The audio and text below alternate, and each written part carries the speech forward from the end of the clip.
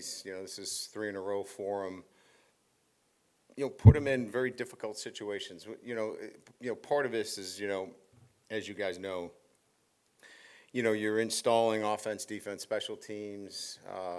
You're making assessments relative to, your starters, your key backups, but you're also trying to build a mindset with your team.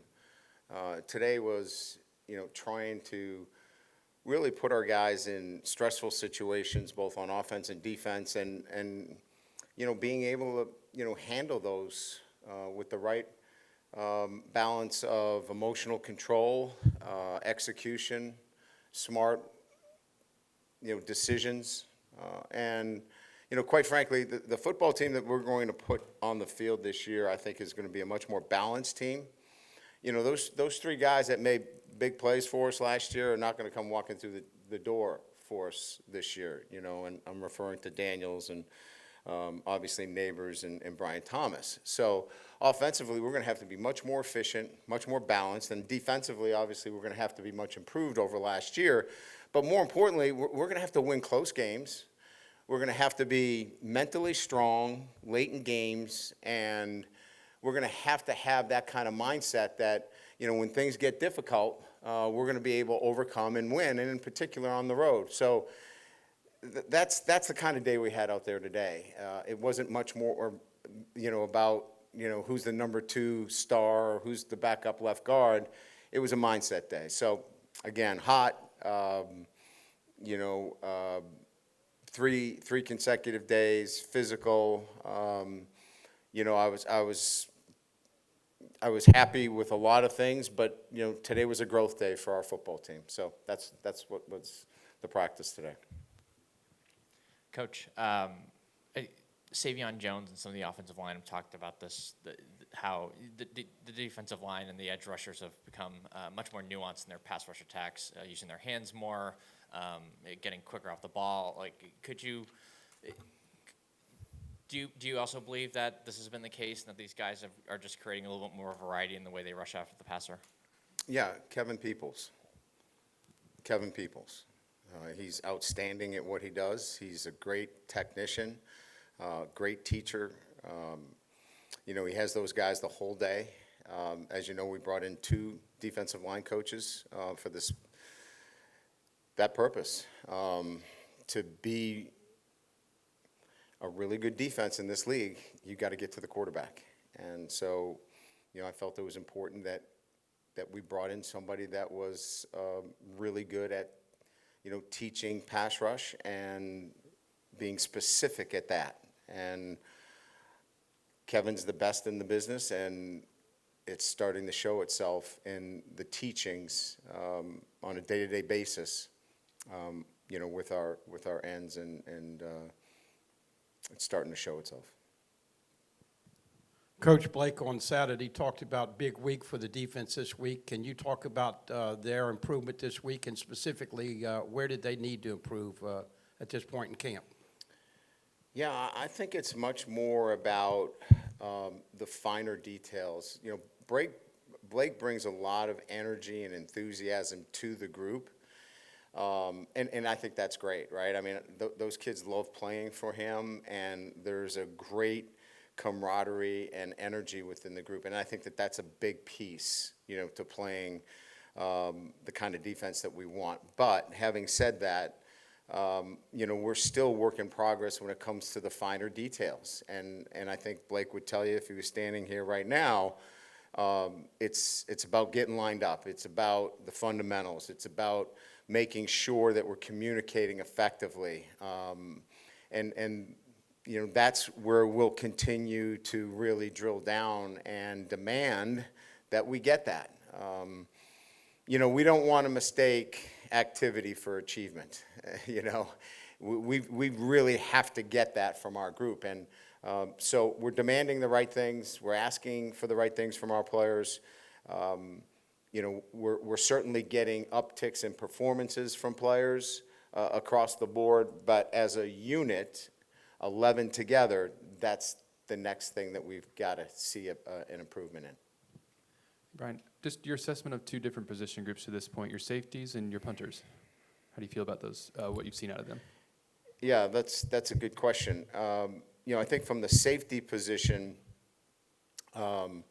we've got to continue to stress them in tackling. That's really going to be a big piece for us is can we erase some mistakes up front? And when we say mistakes up front, if we cut a gap loose, if there's an issue up front relative to a run fit, can those safeties erase for us? And we're not there yet. We need to continue to evaluate that. I think we've done a pretty good job relative to the communication. That was going in something that we were concerned about. I think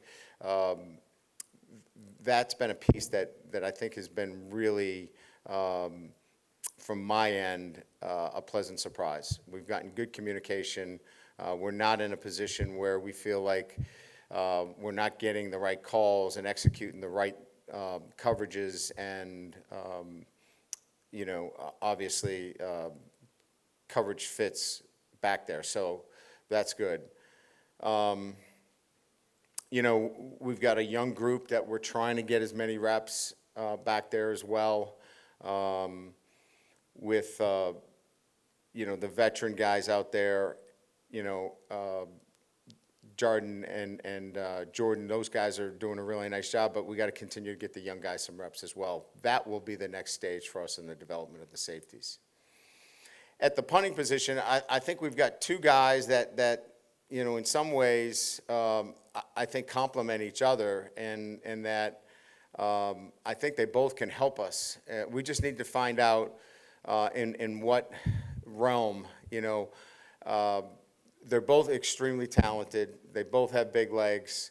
I think the one that stands out to me right now is we need to get consistency because we'll see a couple of incredibly, big kicks, and then we'll see one that is certainly not effective enough. So we'll let those guys continue to challenge each other, but I think it's going to sort itself out, and if we got to play them both, we'll play them both. If that's what ends up happening. Hey, Brian, going into the last week of camp, I guess the cornerback position, how's that been progressing, in particular Stamps, and then how's Alexander, how's his knee holding up? I think Stamps and, Sage and PJ, Jair, JK, all those guys are getting a lot of work. And then Alexander, I think, is getting better by the day. I think it's just a matter of he just needs more reps and more confidence. Coming back off of an ACL at that position is probably, if not the most difficult, I think it's probably the most difficult position with, the change of direction, plant, drive, all those things. But he's a different player than he was the first day out here. I think there's a lot more confidence. So he'll keep getting better. We haven't put up a depth chart, really. We're rolling out different guys, and I think Corey's looking for the same thing that I'm looking for. Who's able to stack days together consistently, instead of, well, I had a good day today, but I didn't have such a good day yesterday. And I think that's probably everybody, including, the quarterbacks and the wide receivers. We just need to be more consistent. We have a good day, and then the next day is not so good. I think it's just this group now it's about, this is probably not a great analogy, but, we're getting close to like moving day, like in golf. Like, these guys need to understand that over the next few days, this is where we need to see who are those guys that can stack days together. And Thursday, Friday, Saturday, it's kind of moving day for us. We need to see those guys that are going to stack days together. Coach, in the middle, we've seen a lot of Chris Hilton this camp. I'm curious, what kind of role do you have envisioned for him in the offense, and what do you think that opportunity might mean for him given the injuries he's faced through the first 3 years of his career?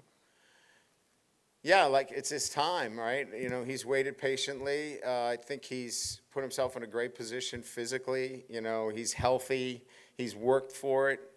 He's put in the time in the off season. He had a really good spring, and I think he's had a good camp. You know, he's caught the ball. He's been effective.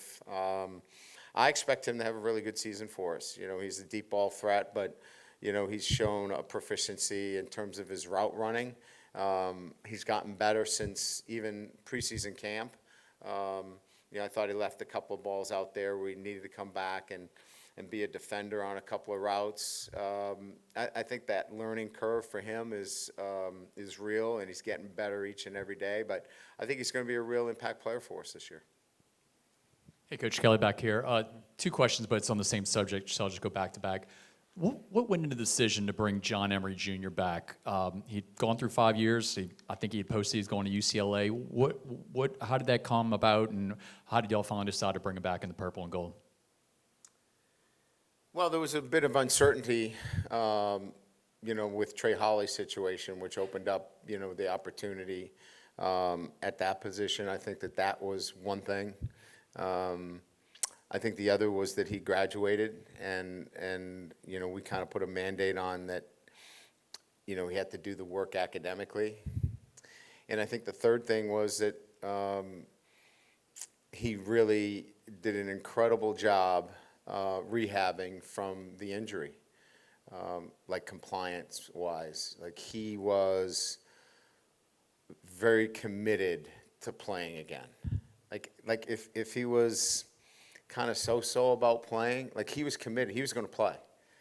And so when we added all that up,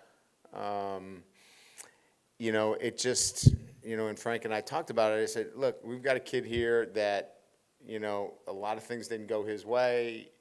Some of it was self-inflicted, but he's really shown that he wants to do this one more time.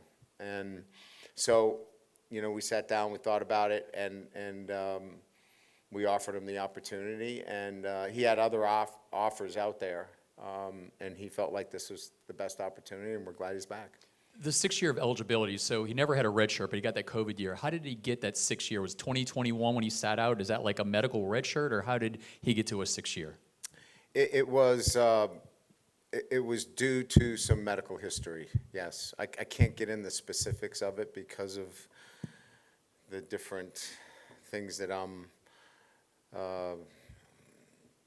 not allowed to speak with, given his medical situation.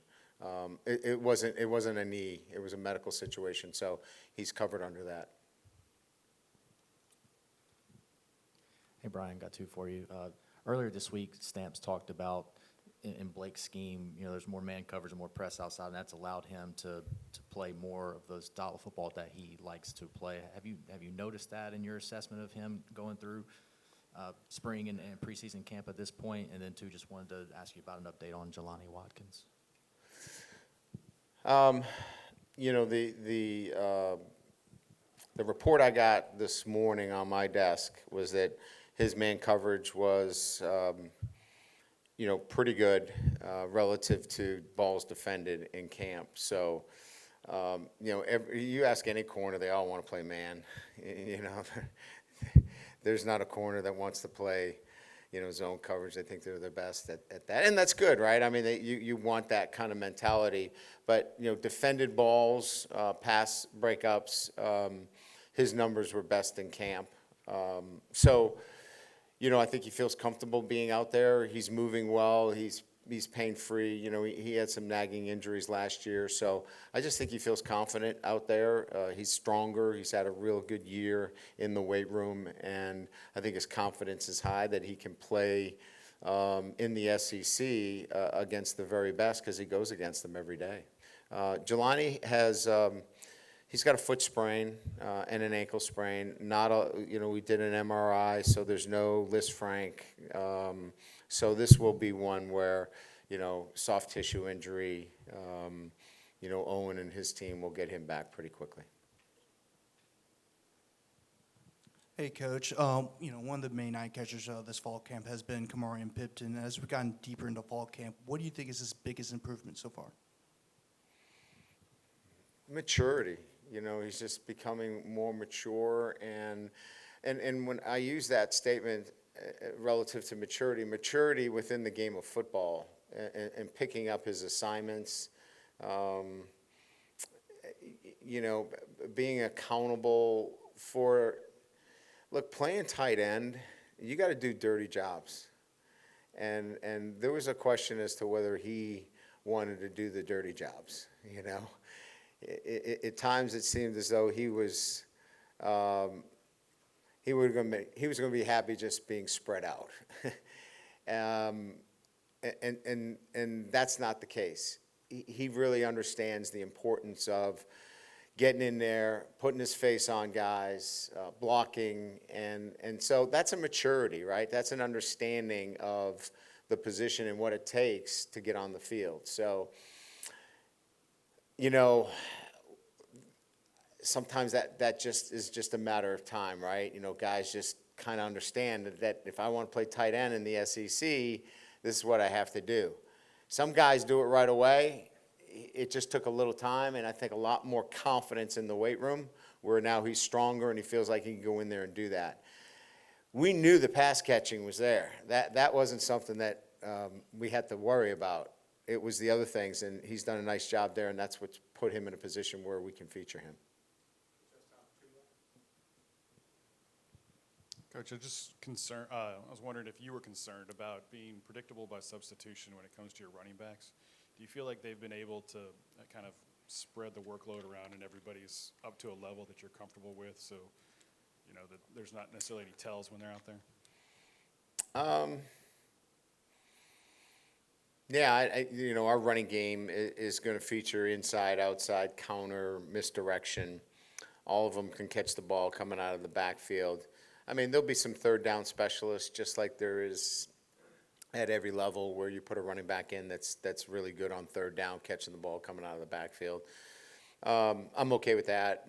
Some guys are going to be featured more on third down, but on first and second down, all those guys are capable of doing what we need to do on first and second down. Third down, we'll have a guy in there that we feel like is better suited for third down, but not on first or second down. Hey, Coach, a lot of goal line work today. Just curious if you were, what you made of it, and if you were encouraged by how competitive it was, especially from a defensive standpoint. Yeah, I mean, the first play we bounced it outside for a touchdown, so I wasn't really that happy with that. Obviously, we want to contain the football. Look, as I said at the outset, this was much more. Look, when you're backed up on first and goal from the 10 or first and goal from the 6, you shouldn't be there, right? So you need a mindset defensively on how are we going to play this. Like, is it, okay, they're going to score, or let's find a way to keep them out of the end zone. Let's hold them to 3. So today was building a mindset. And, I saw some good things defensively. There's the resolve that we're looking for, that we're going to dig down, bite hard on our mouth guard, and find a way to keep them out. And, we saw a turnover on offense. We saw some sloppy play on offense where, that can't happen. Offensively, we've got to be able to score every time down there. So these scenarios are set up not necessarily, to challenge the play callers as much as we want to challenge the mindset of the football team and put them in those kinds of situations. So when we get back down there, we can recall, what are we looking for? How do we want to think? And today was about that. And we saw some really good things, and things that we can build on and have that as a recall of what we need to do. We had 2 guys in the neutral zone on a defensive stop on a third down. But that's no good if we have 2 guys in the neutral zone, on a third down stop. So we had a touchdown that Nussmeier threw, but the play clock had run out. So each one of them is a teaching experience for our guys down there to build a better way to think about things. You're responsible for the play clock down there. You know, we can't be running out on the field calling timeouts in those situations. It might be the end of the game. So all of that was crafted and put together today to build that with our football team as we get closer and closer to, you know, beginning preparation for an opponent. Good? All right, thank you.